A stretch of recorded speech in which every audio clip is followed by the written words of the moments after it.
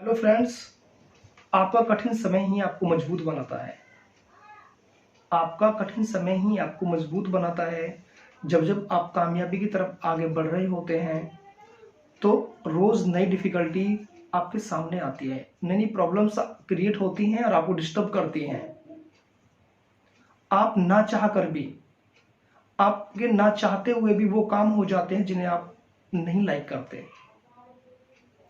कहते हैं कि ये जो टाइम होता है आपका परीक्षा लेने का होता है। वो मंजिल आपकी परीक्षा ले रही होती है कि ये इस मकसद में जो कामयाब होगा मैं उसके लायक हूं भी या नहीं हूं। लेकिन जो लोग धैर्य से, पेशेंसली अपने टाइम को मैनेज करते हुए, प्रॉब्लम्स को सॉर्ट आउट करते हुए, अंडरस्टैंड करते हुए धीरे धीरे आगे बढ़ते हैं, एक ना एक दिन वो अपनी मंजिल को हासिल कर जाते हैं। कोई भी बड़े से बड़ा मुकाम, बड़ी से बड़ी मंजिल जिसे आप चाहते हैं वो एक साथ आपको नहीं मिल पाती है। वो ख्वाबों में नहीं मिलती है, नहीं वो सपनों में मिलती है। उसके लिए आपको जमीन पर रह करके मेहनत करनी होती है।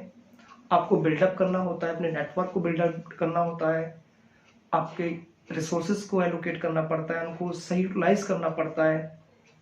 कहीं ना कहीं बहुत सारी ऐसी चीजें हैं जिन्हें आपको इकट्ठा करके बहुत बड़ी प्लानिंग के साथ आप काम करते हैं और फिर भी प्रॉब्लम होती है।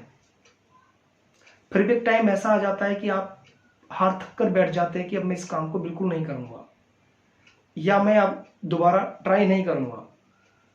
लेकिन होता क्या है, हम तब उस दौरान मंजिल के बहुत करीब होते हैं कि एक छोटी सी प्रॉब्लम कई प्रॉब्लम्स को शॉर्ट आउट कर देती है और तेजी से हम आगे बढ़ जाते हैं।